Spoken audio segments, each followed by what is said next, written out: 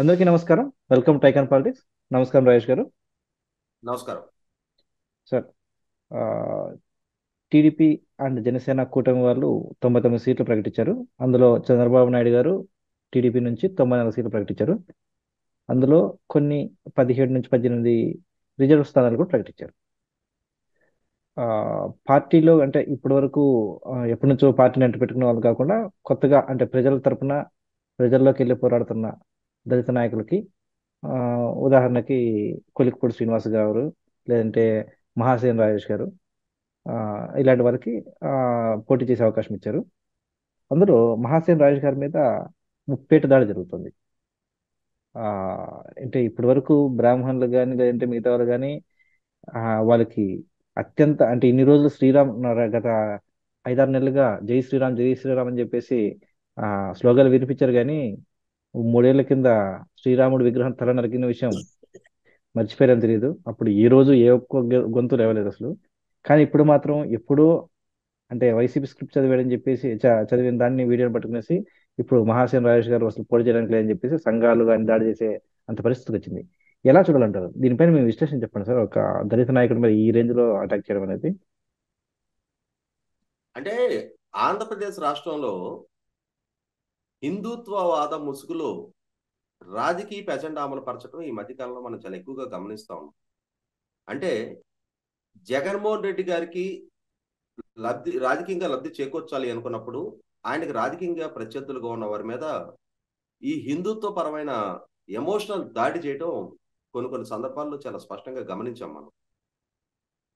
మనం విజయవాడలో కనకదుర్గ ఫ్లైఓవర్ వాస్తవంగా జాతీయ రహదారుల సంస్థ ఆధ్వర్యంలో నిర్మాణం జరిగింది, కేంద్ర ప్రభుత్వ గ్రాంట్ తోటి. ఆ నిర్మాణానికి ల్యాండ్ ఎక్విజిషన్ చేయించాల్సిన బాధ్యత రాష్ట్ర ప్రభుత్వం. అంటే స్టేట్ గవర్నమెంట్ ల్యాండ్ ఎక్విజిషన్ చేస్తేనే ఆ కళ సాకారం అవుతుంది. ల్యాండ్ ఎక్విజిషన్ చెయ్యాలి, వారు ఇచ్చిన డిజైన్ ప్రకారం ఆ కట్టడం రూపుదిద్దుకోవాలి అని అంటే ఖచ్చితంగా అక్కడ కొన్ని ఆలయాలని రీప్లేస్ చేయాల్సిన అవసరం ఉంటుంది. అంటే ఇక వేరే మార్గం ఆస్కారం లేదు. భారతీయ జనతా పార్టీ నాయకత్వంలో ఉన్న కేంద్ర ప్రభుత్వం ఆ నిర్మాణానికి నిధులిచ్చింది మేమే, మా వల్ల ఆ అభివృద్ధి ప్రణాళిక అమలు జరిగింది అని చెప్పి ప్రచారం చేసుకుంటా ఉన్నారు. మరి దానికి ల్యాండ్ ఎక్విజిషన్ చేసే ప్రాసెస్ లో అక్కడ చంద్రబాబు నాయుడు గారి ప్రభుత్వం కొన్ని ఆలయాలను రీప్లేస్ చేసింది అని చెప్పని మళ్ళీ అదే భారతీయ జనతా పార్టీకి అనుబంధంగా ఉండే మత సంస్థలు కొంతమంది పీఠాధిపతుల ముసుగులో ఆనాడు చంద్రబాబు నాయుడు గారికి వ్యతిరేకంగా, చంద్రబాబు నాయుడు గారిని హిందూ ద్వేషిగా, హిందూ వ్యతిరేకిగా ఎన్నికలకు ముందు చిత్రీకరించి ప్రచారం చేసిన తీరు కూడా మనం చూసాం. ఇవాళ రీసెంట్ గా వైసీపీ పార్టీకి సంబంధించిన జగన్మోహన్ రెడ్డి గారి సొంత మేనత్త విమలా గారు, ఆవిడ క్రిస్టియన్ ఫాస్టర్స్ తోటి ప్రతి జిల్లాలో మీటింగ్లు ఏర్పాటు చేసి బై బర్త్ క్రిస్టియన్ అయినా ఇప్పటికీ పర్సనల్ ప్రేయర్ టైం పెట్టుకొని క్రిస్టియానిటీ ప్రేయర్ చేసే జగన్మోహన్ రెడ్డి, భారతీ రెడ్డిలను ఈ ఎన్నికల్లో గెలిపించాలి, క్రిస్టియన్ ప్రభుత్వాన్ని కాపాడుకోవాలి, లేని పక్షంలో ఆంధ్రప్రదేశ్ రాష్ట్రంలో క్రిస్టియన్లకి ప్రమాదకరమైన పరిస్థితులు ఎదురవడానికి ఆస్కారం ఉంటది, మనం జగన్మోహన్ రెడ్డిని గెలిపించుకోవాలి అని చెప్పని బాహటంగా ఆవిడ ప్రచారం చేస్తుంది. అంటే జగన్మోహన్ రెడ్డి గారు రాష్ట్రానికి ముఖ్యమంత్రి, రాజ్యాంగం మీద ప్రమాణ స్వీకారం చేసిన ముఖ్యమంత్రి, భయము పక్షపాతము రాగద్వేషాలకు అతీతంగా పరిపాలన చేస్తాను అని చెప్పని ప్రమాణ స్వీకారం చేసిన ముఖ్యమంత్రి. అంటే ఇంపార్షియల్ గా ఆయన క్రిస్టియన్ అవ్వచ్చు, అది ఆయన వ్యక్తిగతం. కానీ 5 కోట్ల మంది ప్రజలకి ఆయన ముఖ్యమంత్రి, 5 కోట్ల మంది ప్రజలు ఆయన ముఖ్యమంత్రిగా పరిగణిస్తా ఉన్నారు. అటువంటి సందర్భంలో క్రిస్టియన్ అనే ఒక సమూహానికి మాత్రం ఆయన పరిమితం చేసే ప్రయత్నం చేస్తున్నప్పుడు మొట్టమొదటగా రాష్ట్ర ప్రభుత్వమే ఆమెను అడ్డుకోవాలి, ఆమె మీద క్రిమినల్ కేసెస్ ఫైల్ చేయాలి. కానీ అటువంటి ప్రయత్నం చొరవ రాష్ట్ర ప్రభుత్వం నుంచి జరగట్లేదు. ఎందుకనంటే ఆయా వర్గాల ఓట్లు తమకు అనుకూలంగా మంచి ప్రయత్నం చేస్తుంది కాబట్టి వాళ్లే ఆమెను ప్రోత్సహిస్తున్నారు, ఆమెకు కావాల్సిన రిసోర్సెస్ ప్రొవైడ్ చేస్తున్నారు. మరి ఈ హిందూ సంఘాలు ఏమైపోయినాయి? కాకినాడ ఎమ్మెల్యే దూరంపూడి చంద్రశేఖర్ రెడ్డి క్రిస్టియన్ సమావేశాల్లో బహిరంగ సభలో పాల్గొని కూటముల్లో అతను కూడా ఇదే పిలిపివ్వడం జరిగింది. మరి ఆ రోజు ఈ హిందూ సంఘాలు ఏమైపోయినాయి? రీసెంట్ గా మంత్రి జోగి రమేష్ అతని నియోజకవర్గంలో క్రిస్టియన్ పాస్టర్లతో సమావేశం ఏర్పాటు చేసి, ఆ సమావేశంలో కూడా అందరికీ తలా ఒక సంచిలో గిఫ్ట్లు ఇవ్వడం జరిగింది. ఆ సంచి మీద జోగి రమేష్ ఫోటో ఉంది, వైసీపీ పార్టీ సింబల్ ఉంటుంది. ఆ సంచి లోపల వాళ్ళకి బహుమతులు, డబ్బు కలిపి పంపిణీ చేశారు. అక్కడ కూడా జోగి రమేష్ క్రిస్టియన్ అయిన జగన్మోహన్ రెడ్డి గారిని కాపాడుకోవాలి, గెలిపించుకోవాలి, దీనికి మీరు ఇల్లు తిరిగి ప్రచారం చేయాలి అని చెప్పని పాస్టర్లకి ఆదేశాలు ఇవ్వటమో, సందేశం ఇవ్వటం జరిగింది. అంటే మరి దీన్ని హిందూ సంఘాలు ఎందుకు ఖండించే ప్రయత్నం చేయాల? ఇవాళ తెలుగుదేశం ప్రభుత్వ హయాంలో ఆ రోజు ఒక బలహీన వర్గాల నాయకుడు పుట్టా సుధాకర్ యాదవ్ గారిని టీటీడీ బోర్డు చైర్మన్ గా నియమిస్తే, ఆయన అంతకుముందు మైదుకూరు నియోజకవర్గ తెలుగుదేశం పార్టీ ఇన్ఛార్జిగా ఆయన నియోజకవర్గ పరిధిలో జరిగిన ఒక క్రిస్టియన్ కూటమి సమావేశానికి ఆయన అతిథిగా పిలిస్తే హాజరయ్యారు. సహజంగా క్రిస్టియన్ సమావేశాలు జరిగినప్పుడు ఆయా స్థాయి సమావేశాలను బట్టి అక్కడ స్థానికంగా ఉండే నాయకులను ఆహ్వానిస్తారు. నేను స్థానిక రాజకీయాల్లో ఉన్నప్పుడు మా ఊర్లో జరిగిన క్రిస్టియన్ సమావేశాలకు కూడా నన్ను కూడా అతిథిగా ఆహ్వానించారు. వాళ్ళు గౌరవంగా ఆహ్వానించారు కాబట్టి మనం కూడా అటెండ్ అవుతాం. అంత మాత్రాన అక్కడ మన క్రిస్టియానిటీని ఫాలో అయినట్టు కాదు. మన విశ్వాసాలు ఎలా ఉన్నా వాళ్ళు స్థానికంగా పెద్దలం కాబట్టి అని చెప్పని ఆహ్వానిస్తారు. అదే సందర్భంలో వారి ఆహ్వానాన్ని గౌరవంగా మన్నించి అటెండ్ అవుతాం. ఇదే పని పుట్టా సుధాకర్ యాదవ్ గారు చేశారు. దానికోసం ఆ ఫోటోలు, ఆయన క్రిస్టియన్ సమావేశాల్లో పాల్గొన్న ఫోటోలు బయటికి తీసుకొచ్చి ఆయన టీటీడీ చైర్మన్ గా కొనసాగనివ్వడానికి వీల్లేదు అని చెప్పని ఎంత రచ్చరచ్చ చేశారో చూసాం మనం. తర్వాత వంగలపూడి అనిత గారిని బోర్డు మెంబర్ గా నియామకం చేపడితే ఆమె బోర్డు మెంబర్ గా రాజీనామా చేసే వరకు నిద్రపోలా. మరి ఈ రోజు బోర్డులో శరత్ చంద్రారెడ్డి ఢిల్లీ మద్యం కేసులో అరెస్ట్ అయ్యి జైల్లో ఉండి వాళ్ళకి అప్రూవర్ గా మారిన వ్యక్తి, అతని వాళ్ళ టీటీడీ బోర్డులో మెంబర్ గా కొనసాగుతున్నాడు. ఎందుకని ఈ హిందూ సంఘాలకు అది అభ్యంతరకరంగా పరిగణించట్లేదు? అంటే ఇవి జగన్మోహన్ రెడ్డి గారికి వ్యతిరేకంగా మాట్లాడాల్సిన సందర్భం వచ్చిన సందర్భంలో ఇవి అభ్యంతరాలుగా పరిగణింపబడవా? చాలా సందర్భాల్లో మనం గమనిస్తా ఉన్నాం. సెలెక్టివ్ అమ్నిషియా అంటారు. అంటే కొన్ని విషయాల్ని కన్వీనియంట్ గా మర్చిపోతారు. శారదాపేట అధిపతికి రీసెంట్ గా ఎకరం 15 కోట్లు ఖరీదు చేసే 15 ఎకరాల భూమి ఆంధ్రప్రదేశ్ ప్రభుత్వం పీఠానికి రాసిచ్చింది. 15 లక్షల రూపాయలకి, ఎకరం ₹1,00,000 చొప్పున. అంటే 225 కోట్లు ఖరీదు చేసే భూమిని కేవలం 15 లక్షల రూపాయలకు రాసిచ్చింది. రాసిస్తే దాంట్లో కమర్షియల్ యాక్టివిటీ కోసం, బీచ్ లో ఏం కమర్షియల్ యాక్టివిటీస్ ఉంటాయో మనకు తెలియదా?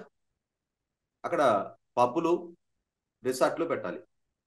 వాటి ద్వారా వచ్చే ఆదాయంతో ఆశ్రమం మెయింటెనెన్స్ కోసం ఖర్చు పెట్టుకుంటాము.